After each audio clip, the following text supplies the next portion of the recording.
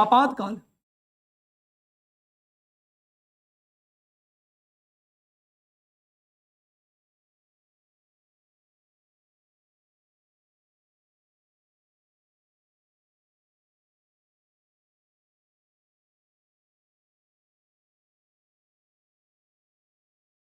वर्तमान में वैश्विक संदर्भ में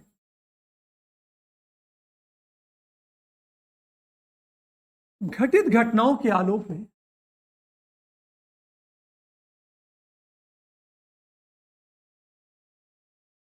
अनुच्छेद 352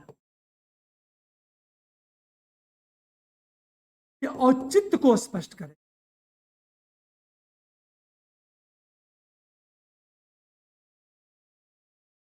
मान लिया जाए वर्तमान में वैश्विक संदर्भ में घटित घटनाओं के आलोक में अनुच्छेद 352 के औचित्य को स्पष्ट करें। अनुच्छेद 352 के औचित्य को स्पष्ट करें। अब हमेशा ध्यान दें इस बात को, जब प्रश्न ये पूछेगा वैश्विक संदर्भ में घटित घटनाओं के आलोक में, यह प्रश्न उठा क्योंकि पूरी दुनिया विकास चाहती है और भारत भी इकोनॉमिक ग्रोथ चाहता है। जैसे भारत क्या कर रहा है, दुनिया के विभिन्न देशों से आर्थिक संबंधों को मजबूत कर रहा है। पहला प्रश्न।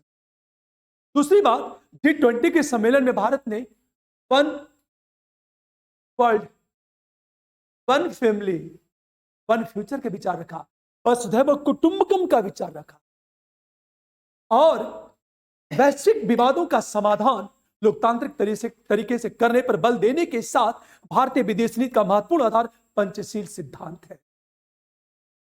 ऐसी स्थिति में युद्ध व आक्रमण की संभावना नगण्य है। अरे बात, अब 352 की बात करो। 352 क्या कहता है? युद्ध व आक्रमण की बात करता है ना, युद्ध व आक्रमण की बात करता है। ध्यान सुनना इस बात को। लेकिन भारत की जो नीति है, G20 का जो उद्देश्य है, युद्ध व आक्रमण की संभावना खत्म हो गई, तो 352 का औचित्य क्या है? 352 लाया क्यों गया? युद्ध और वायु आक्रमण को निपटने के लिए आप 352 की बात तो कर रहे हो, पर इसकी आवश्यकता ही खत्म हो गई, याद रखना। लेकिन दूसरा पक्ष क्या कहता है? दूसरा पक्ष कहता है कि नहीं, यह आज के दौर में अत्यधिक प्रासंगिक बन चुका है। क्यों बन चुका है? पहली चीज, चीन से बढ़ता सीमा विवाद, युद्ध की आशंका, और दूसरी तरफ कश्मीर का बेल्ट और पाकिस्तान से निरंतर सीमा विवाद तथा कश्मीर में आतंकवाद को नैतिक आर्थिक समर्थन देना। पहला प्रश्न क्लियर। हम नंबर 2 की बात करें। भारत का अपने विकास के प्रति निरंतर प्रतिबद्धता तथा समुद्री क्षेत्र के वैश्विक हित में कल्याण पर बल, किंतु दूसरी तरफ दक्षिणी चीन सागर में चीन का बढ़ता दबदबा। अरे बात है। नंबर 3 की बात करें। हिंद महासागर में बर्मा के कोको द्वीप पर किसका आना? चीन का आना। और श्रीलंका के हम्बन बंदरगाह पर चीन की वर्चस्व। यही नहीं, बल्कि मालदीव में कैंपेन चला है, गो इंडिया गो। ये एक कैंपेन चल रहा है इंडिया में, जो सीधे चीन के कहने पर चल रहा है। इसका मतलब ये सारी चीजें युद्ध की संभावना को क्या कर रही है? बढ़ा रही है। Point clear? ये सारी बात। फिर अंत में बात क्या करेंगे? एक तरफ दुनिया के अन्य देशों के बीच साम्राज्यवाद की बढ़ती प्रवृत्ति, जैसे रूस यूक्रेन का युद्ध,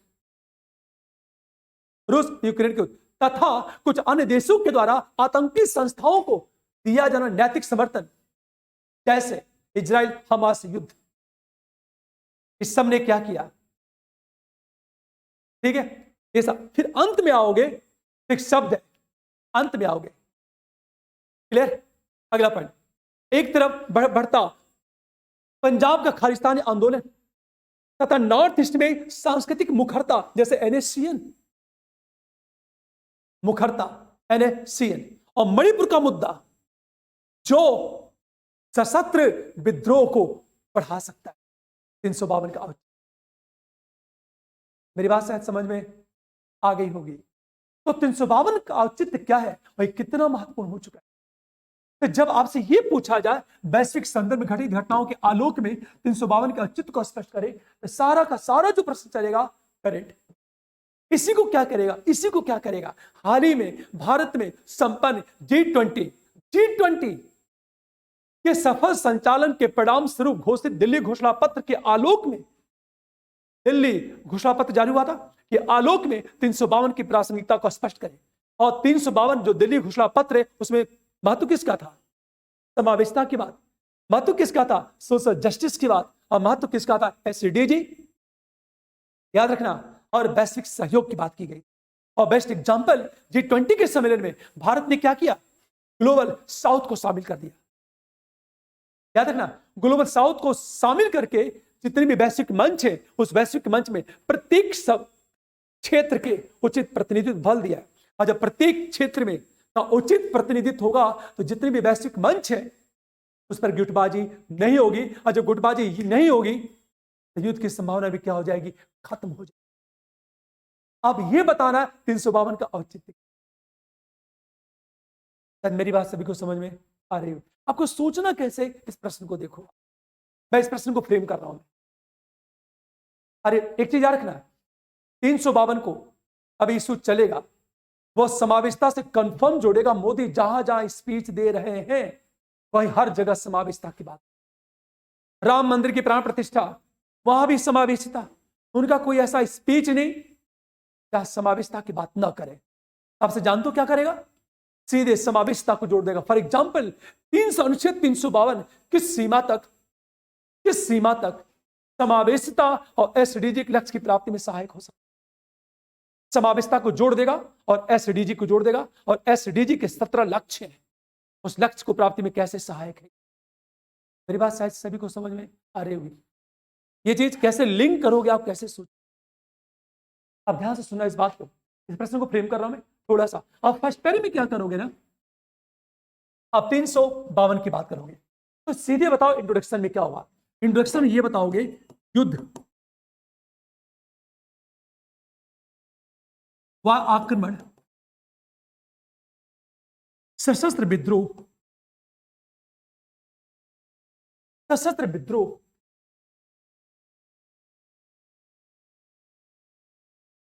स्थिति से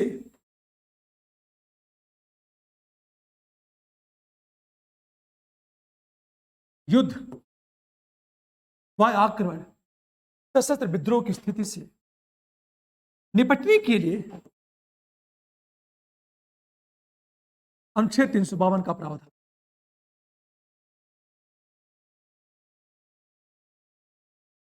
युद्ध व आक्रमण, सशस्त्र विद्रोह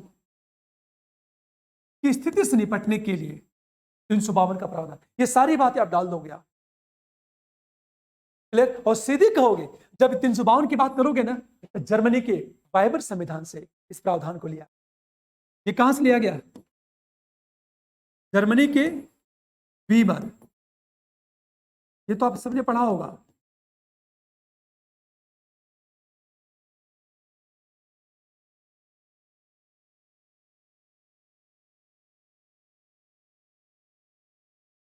वीवर संविधान से ये सारी बात इंट्रोडक्शन में। अब प्रश्न ये, वैश्विक संदर्भ में घटित घटनाओं के आलोक में अनुच्छेद 352 के औचित्य को आप पूरा का पूरा, जितनी भी किताबी बातें, सारी किताबी बातें खत्म, अब करंट से लिंक। अब देखो कैसे करेगा, चले। अच्छा एक और चीज बार बताता हूं, जहां जहां मोदी जिस वर्ड्स का प्रयोग करे उस पर क्वेश्चन बना के जाना है। जानते हो क्यों बना के जाना है, क्योंकि मैं इकोनॉमिक्स में देख रहा हूं, जो जो इशू है उसके कोई विकल्प पर चर्चा कर, कन्फर्म वहां से क्वेश्चन लड़ जाएंगे। क्योंकि जहां जहां स्पीच जो जो दे रहे हैं उसको केंद्र में रख करके आसपास के सारे क्वेश्चन को क्या कर लेना। अब देखो, अब मैं आऊंगा सीधे सेकंड पैरे में।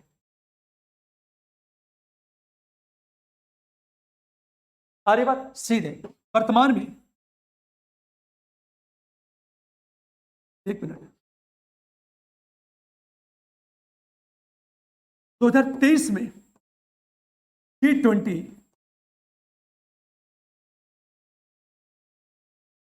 के सम्मेलन में वैश्विक शांति,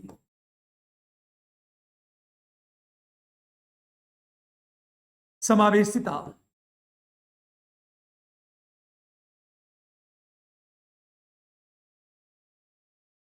सामाजिक न्याय,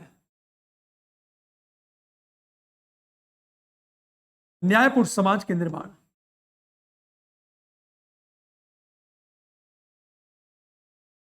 न्यायपूर्ण समाज के निर्माण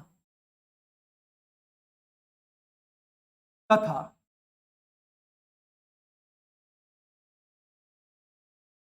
ये कहा जाए कि G20 में ग्लोबल साउथ,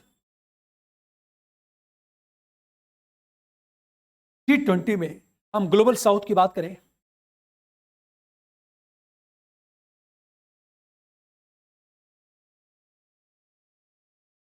ग्लोबल साउथ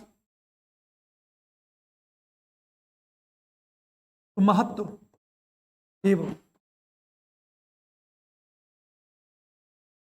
वसुधैव कुटुंबकम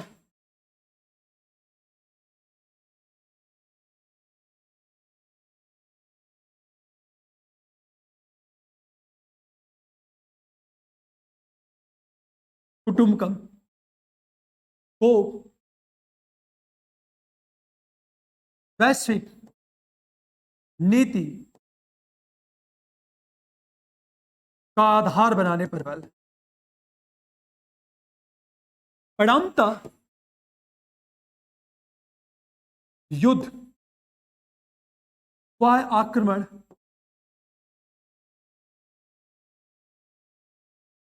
एवं विद्रोह की संभावना सीमित। ऐसी स्थिति में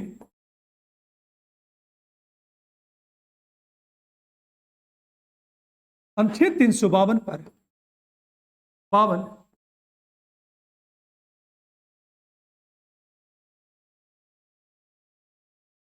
औचित्य पर प्रश्न चिन्ह।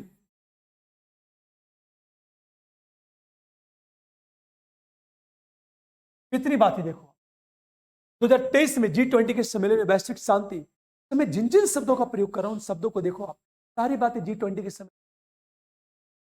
वैश्विक शांति, समावेशिता, सोशल जस्टिस, न्यायपूर्ण समाज के निर्माण तथा G20 में ग्लोबल साउथ को महत्व एवं वसुधैव कुटुंबकम को वैश्विक नीति का आधार बनाने पर बल, परिणामतः युद्ध व आक्रमण तथा विद्रोह की संभावना सीमित।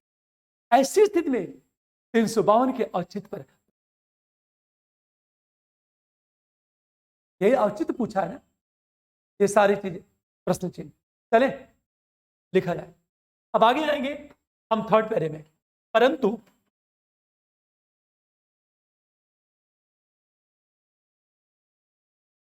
भारत के संदर्भ में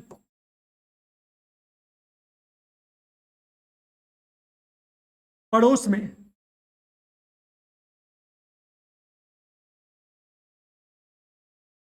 घटित घटनाओं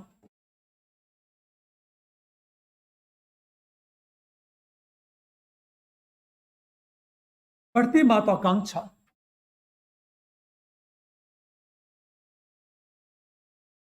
आतंकवाद को नैतिक समर्थन एवं साम्राज्यवाद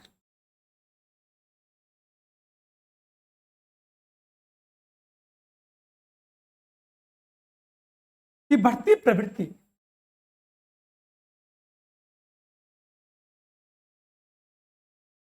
के कारण अनुच्छेद 352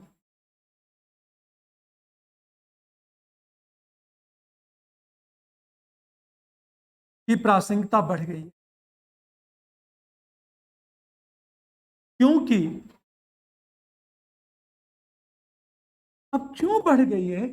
अच्छा, आपने देखा होगा थर्ड पर में आ गया, मैंने क्या लिखा, पड़ोस में घटित घटनाओं बढ़ती महत्वाकांक्षा, सेंटेंस को देखो आप, आतंकवाद को नैतिक समर्थन, साम्राज्यवाद की बढ़ती प्रवृत्ति के कारण, ये सारे जो वर्ड्स आ रहे हैं शब्दों को देखो।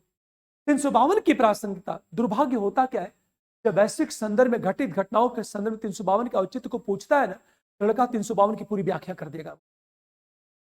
352 पूछ ही नहीं रहा है, क्या पूछ रहा है वो, बिल्कुल और किसके संदर्भ में घटना होगी, तो आपके औचित्य को प्रूव, तो दोनों पक्ष लेके चल दिया हमने। भारत तो कहता मुझे युद्ध की आवश्यकता ही नहीं है, मैं शांत का पुजारी हूं, तो सेकेंड पैरा में ये आ गया। पर दुनिया में दिख क्या रहा है? नहीं, हमेशा। अब जब बात करें फर्स्ट, भारत चीन सीमा विवाद।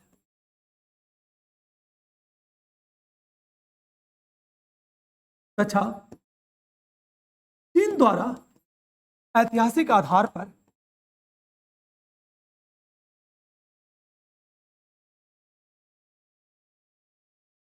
अपनी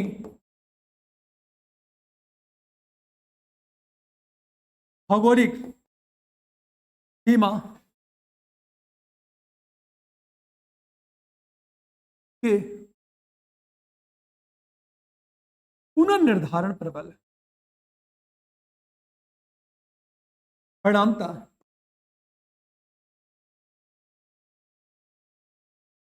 युद्ध की आशंका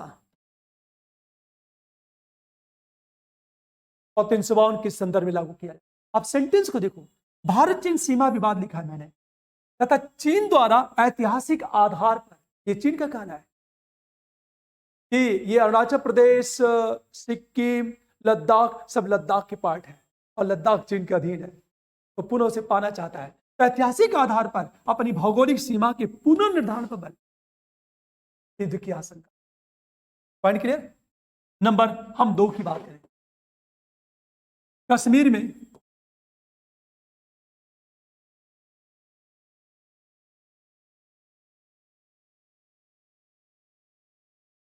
जारी आतंकवाद को पाकिस्तान द्वारा नैतिक समर्थन देना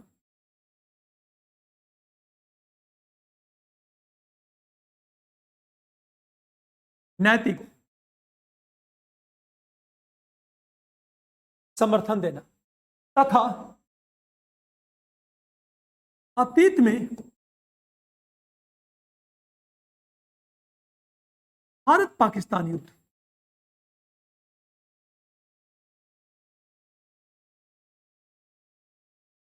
इसलिए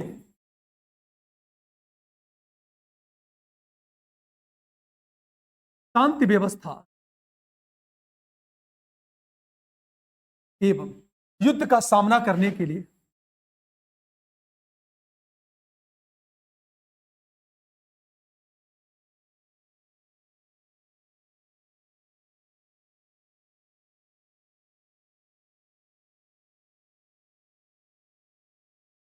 अनुच्छेद 352 एक आवश्यक प्रावधान। नंबर 3 की हम बात करें, वैश्विक स्तर पर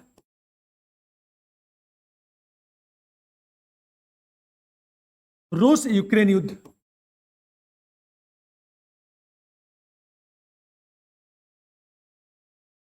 इजराइल हमास युद्ध तथा मालदीव में क्या था, मालदीव में क्या करना था, गो इंडिया गो,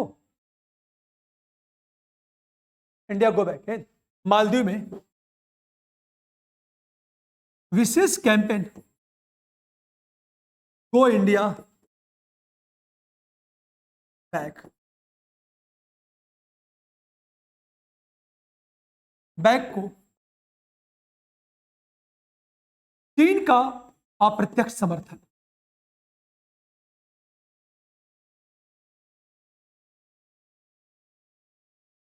जो भारत की सीमा और समुद्री क्षेत्र में संप्रभुता के समक्ष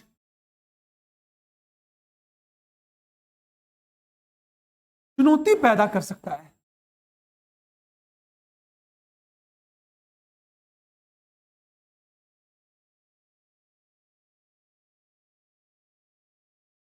अच्छा एक और मैंने क्या लिखा, चीन का डायरेक्ट समर्थन नहीं हो रहा है, अप्रत्यक्ष समर्थन हो रहा है, ताकि मालदीव पर। ठीक है, अगली क्वाड का समर्थन भारत कर रहा है ना, नंबर 4।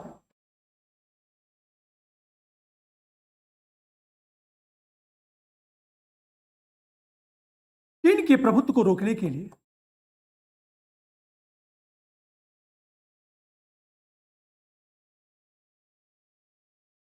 रोकने के लिए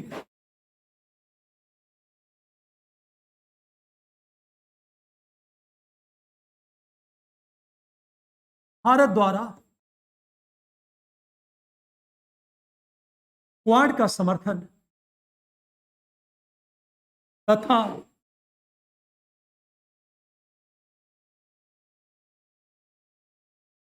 समुद्री क्षेत्र के न्यायसंगत उपयोग पर बल। परिणामतः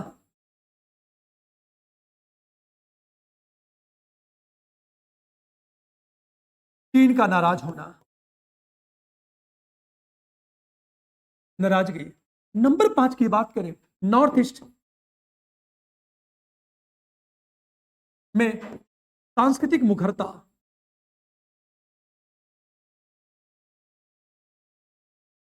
सांस्कृतिक मुखरता चली रहे,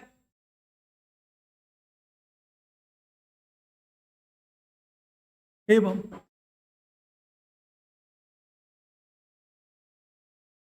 मणिपुर हिंसा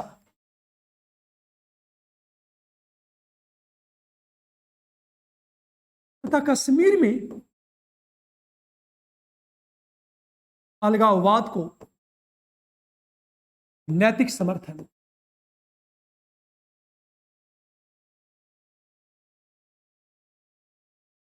परिणामतः सशस्त्र विद्रोह की आशंका।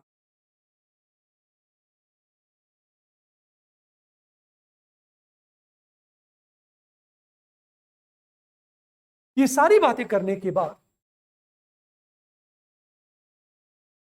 ये पॉइंट्स, नॉर्थ ईस्ट में सांस्कृतिक मुखरता, मणिपुर हिंसा, कश्मीर में अलगाववाद को नैतिक समर्थन, परिणामतः सशस्त्र विद्रोह की आशंका। जब हमने बातें कर दी, अब देखो ये सारी बातें करने के बाद अब क्या करोगे आप फोर्थ पैरे में आओगे। अब फोर्थ पैरे में आओगे, अब 352 इसे कैसे रोकता है, क्योंकि अचित बताना है ना, अपने बताना है ये जो सिचुएशन क्रिएट है, ये 352 को कितना प्रासंगिक बना दिया है। अब हम आएंगे सीधे फोर्थ पैरे में। और जब फोर्थ पैरे की बात करेंगे, आपको करना क्या है, 352 के बारे में बता देना है। और 352 के बारे में क्या क्या प्रावधान है, आप जब 352 के बारे में प्रावधान की बात करोगे ना, एक ने देखा होगा क्या होता है, अनुच्छेद 353 में क्या कहा गया है, राज्य कार्यपालिका को निर्देश देना। राज्य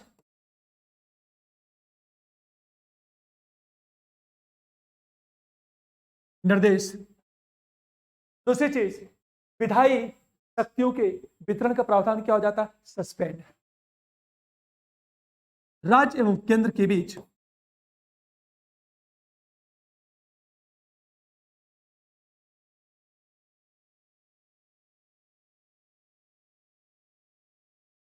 विधायी शक्तियों के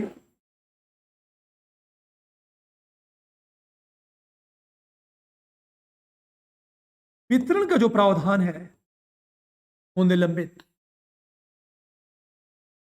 और शक्ति का क्या हो रहा है, केंद्रीकरण। अनुच्छेद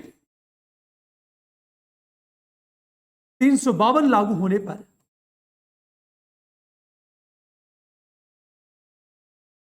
अनुच्छेद 358 क्या हो जाता बताओ, लागू, सक्रिय। परिणामता क्या होगा, हाँ? अनुच्छेद 19 क्या होगा, निलंबित। 19 निलंबित हो गया। ये लिखने के बाद अगले पैरे में जब आओगे ना, परंतु इसे लोकतांत्रिक बनाने के लिए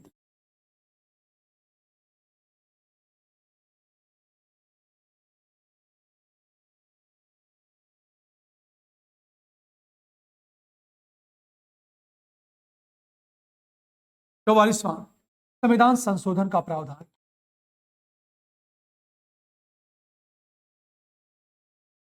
परंतु इसे लोकतांत्रिक बनाने के लिए 44वां संविधान संशोधन का प्रावधान लागू किया। आप ये थोड़ा सा अंत में किसकी बात करोगे? निष्कर्ष। और निष्कर्ष में इतनी बात है, बेशक अलोकतांत्रिक है,